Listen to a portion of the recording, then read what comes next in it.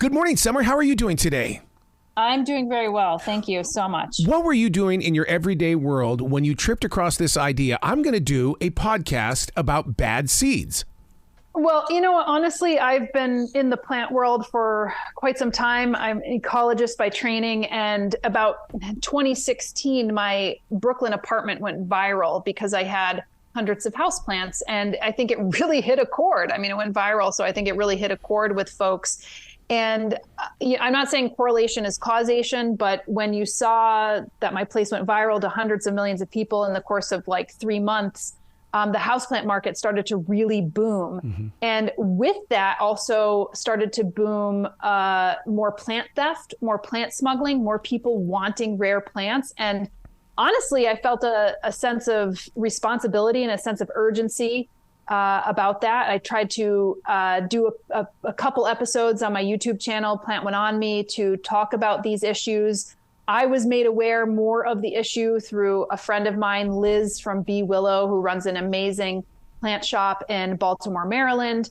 And I started to donate a percentage of my Google AdSense proceeds to plant conservation to kind of tackle some of these issues following Liz's lead at Bee Willow.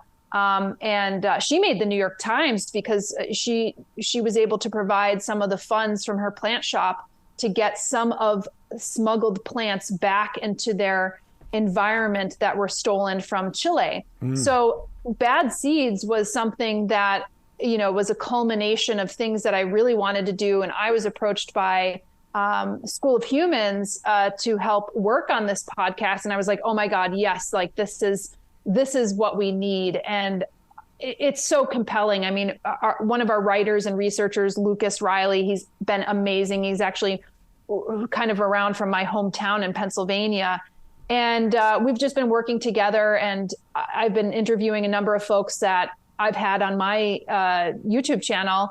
And it's just been marvelous to be able to bring together the awareness and the psychology around this kind of obsessiveness that comes with plants and giving it the light that it doesn't typically have, because we talk about wildlife crime and we just immediately think of maybe elephant ivory or tiger parts or anything along those lines, or sharks or anything along those lines, because we're geared that way and we kind of take for granted plants. They just surround us every day. I'm sitting at a table that was made from a tree. I'm sitting in a chair, an oak chair that was made from a tree. I have plants surrounding me, coffee, tea. Like those are the things that we really take for granted every day, and it all comes from plants. And so bad seeds is really just taking a true crime approach to plant theft and plant smuggling that's happening so rapidly in our environment. Oh, it's everywhere. I mean, I know people who will step into a forest here in the South and they'll grab things from the forest and take it home. I'm going, don't do that.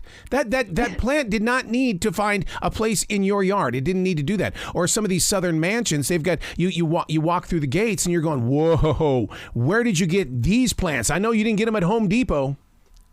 Yeah, and actually that's something that happens around the world. Like I've been in South Africa, and you could see gated communities with cycads, and obviously those are plants that I can't grow, obviously in the Northeast United States where I am. But houses will sell for way more money if it's landscaped with these rare cycads. And cycads, cacti, conifers. These are plants that are some of the most endangered plants. I mean, if you take a look at cacti, nearly half of the world's cacti are threatened with extinction. And about a third of the world's cacti are considered threatened and endangered for sure. And those are just ones that we've studied. There are still plants out there. We've identified maybe close to 400,000 plants that are out there, but there are still so many that we don't know about. And there's a lot of endemism, which means that there's plants that are just strictly in one little area, or they might be on one little rock face. And oftentimes when people hear that, they want to have that plant in their collection. And, and I think what news headlines had been saying is that people in my generation maybe millennials or Zoomers had been really driving this. And that's maybe true to some extent. But one of the researchers out there, Jared Margulis, who we've highlighted in Bad Seeds, is coming out with a book in November. And he really went out to see where this kind of quest for these rare plants are, who is driving the plant theft and the plant smuggling. And part of the answer is actually coming from Asia. Very wealthy collectors are kind of driving the trade. They might want a specific species or a group of species, and they'll go out and hire people to collect it. And this is actually not that unusual. I mean, this has been happening for hundreds of years, but we just didn't have the same kind of rules and regulations in place. And it's hard, You need to have the proper paperwork, phytosanitary certificates. You cannot bring plants willy-nilly over in planes or send them in just boxes without licenses and the proper certificates. It's like up there with drugs and guns, believe it or not. And some people can't wrap their heads around it. But when you start to actually look at the statistics, you realize, holy crap, this is a big trade. And it's not just, somebody plucking plants from a forest, as you'd mentioned. It's become very organized on the black market. I'll tell you what, right away I'm having visions of a kudzu, the way that they brought kudzu to the South and it took over everything, even bamboo. Bamboo is everywhere and nobody wants it in their yards. And it's one of those things where it's like, well, it looks, it's going to take care of the land. And it's like, yeah, but look what it just did to all of the land. It took it over and everything that was natural died. Well, and that's a whole other issue, right? Because you could bring in plants on the commercial market. We have a lot of, actually, the land that I'm on right now used to be a commercial plant market, and he specialized in these kind of interesting plants from different countries. But look, like also our forest is dying because we had an introduced hemlock woolly adelgid on our hemlocks, or hemlocks are dying. Beech bark disease was brought in combination with one of our native fungus as well. And then we have emerald ash borer that was brought in. So there's a lot of issues that happen with bringing in plants and also taking out plants. If you think about taking out plants from an environment as well, that's dangerous, because as we explicate in some of the episodes of Bad Seeds, these plants might be really critical to the environment and the food web. In some cases, I'm getting to know some of our plants that had been removed from our environment, which are specific to specialist pollinators, which are pollinators that are only there and rely on a specific plant for its pollen and nectar, or maybe resins in some cases. And if you remove that plant from the environment, you remove that pollinator and you remove everything else that pollinator might have an effect on. So we try to tell some of these stories to really get it through people's heads as to what you're doing at the cost of the environment. And it's an interesting psychological thing, because some people might say, well, if I don't take it, someone else will, and I'll better care for this plant, without really fully knowing all the ramifications, the environmental ramifications from taking that plant out of its environment. One of the things that I'm seeing a lot of lately is cross-pollination in the way of roses as well as apples. I mean that's got to be changing something in the environment when they're messing around with every flavor of the apple, or even with roses. I mean, I have a climbing rose now that climbed up a 17-foot white pine, and the flowers are all over that tree. Yeah, so I mean, you're talking about an apple and a rose are in the same family of the Rosaceae, and we have an issue here with a type of invasive pear that had come in. That was ornamental. People really liked its flower, but when it cross-pollinates with your regular pears that actually produce fruit, it doesn't produce a viable fruit anymore. So people are trying to take some of those pears, those ornamental pears, out of the environment so it doesn't affect fruit production. These are some of the examples of what happens when we do something and we might not have the intention of doing that.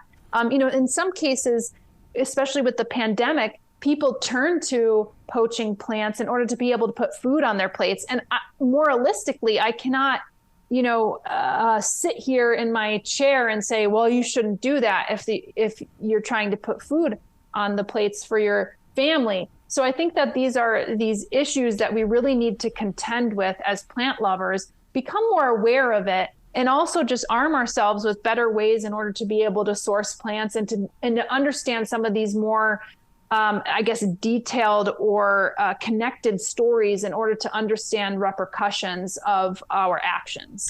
One of the things that I did in 1997 when we decided to replenish this forest was I worked one-on-one with the state of North Carolina and the Boy Scouts, because I felt like that they would know the land more than me. And so we went all 100% North Carolina trees. It couldn't be something that came from a different state, because I was so afraid that this forest would not take like it is today. I mean, it's beautiful today with wildlife and everything, but I think it's because I kept it in North Carolina. Well, I think that's a great example. And getting bioregional plants so that they're set for your environment and like the issues that you might have in your environment, I think is really admirable. Are people uneducated when it comes to things like this? Because I mean, it's like, I know they're trying to do their best, but it's like, wow, that I don't know if that one works, dude. Yeah, I mean, I think it's really hard because, I think we're talking about a lot of different issues here, but I think if you think about where we get our information from, botanic gardens, nurseries, that type of information, if we're actually actively seeking out plants. Or in some cases, the online market has really exploded. And I think this is where things start to slip between the fingers, because so much of the online market, you could get any type of plant. You could get an invasive plant and bring it to North Carolina or New York or wherever you're from and bring it into your state, even though it's regulated, because you could get it online. But your nursery might never sell that plant because they know better. But a nursery elsewhere will be happy to ship that plant, whether it's invasive or not, or even whether it's rare or whether it's been smuggled or not. So, we have to be a bit more mindful of who we're buying from. I always tell people to try to go with a nursery that has a license. Yep. It doesn't necessarily mean that you'd be getting a better plant, but I think a lot of folks who have nursery licenses and they go through those chains, they do not want to get their license revoked. If you're getting something that is unique or rare or perhaps endangered, even if it's something that you want and that's a North Carolina native and it might be an endangered plant, you have to have the proper certificates of a phytosanitary certificate, perhaps, or that it's been crossed off of the IUCN Red List, or that it's a CITES, has a CITES certificate or anything along those lines. Those are also very important things to actually know. So I would say that those are pieces of advice for people to give. And honestly, just arm yourself with information. It's part of the reason why we're doing Bad Seeds, is because to bring the awareness out. I mean, when we think about these kinds of topics, we often think about like wildlife crime and it's far away from us. Maybe it's sharks or elephants or tigers or things like that. But a good portion of wildlife crime, its fourth largest crime in the world, is plant trafficking, plant smuggling, plant theft. That's all that kind of stuff. So I think being more aware, and then also asking your nurseries, if, like, say, for instance, you said, I only want North Carolina trees. Well, most people don't even know what those trees are. Right. And I with my nursery, I was like, I would love to go into one of my local nurseries and say, give me all of my native specialist pollinator plants. I want all of those. Just educate me and let me get those plants, because right now I actually have to go out of my way to find those online. I have to check out those nurseries, make sure that they're cool. It's a lot of work for a customer who's interested in this, and I will go through that work, but a lot of other people might not. You know what I mean? I do know what you mean. The name of the podcast is Bad Seeds. Where can people go to find out more about you and to support this? Because, I mean, what we're talking about today, I'm thinking of hotels. I mean, how many of those plants in there were purchased on the black market? I mean, it's like, because everybody wants unique in different places. And this is such an educational podcast. Yeah, I mean, it's written kind of in a true crime fashion. I think it was necessary to do that way, to kind of go into the human psychology of it, talking about the people who are out there, who are the vanguards, who are doing conservation, who are out there kind of like cracking down on some of the crime, and just being aware that maybe sometimes we need to have better regulations and better enforcement as well. So you could get it wherever you find your podcasts. So you could get it on iHeart Podcasts, Apple, Spotify, Stitcher, Pandora, Amazon, wherever you can get your podcasts. And you can find out also more about my YouTube channel, Plant One On Me, if you're really into plants. I also do another YouTube channel called Flock, which is focused on more outdoor gardening as well. And I think that, for people who are interested in this kind of stuff, like we talk about these topics, and I even give a percentage of my Google AdSense proceeds back to plant conservation. Again, Kind of inspired by my friend Liz from Bee Willow, who was just out there kind of doing this. And I think more people who are interested in plants could and should do this kind of stuff because it's really underreported and it's sorely underfunded. Wow. Please come back to this show anytime in the future, Summer. The door is always going to be open for you.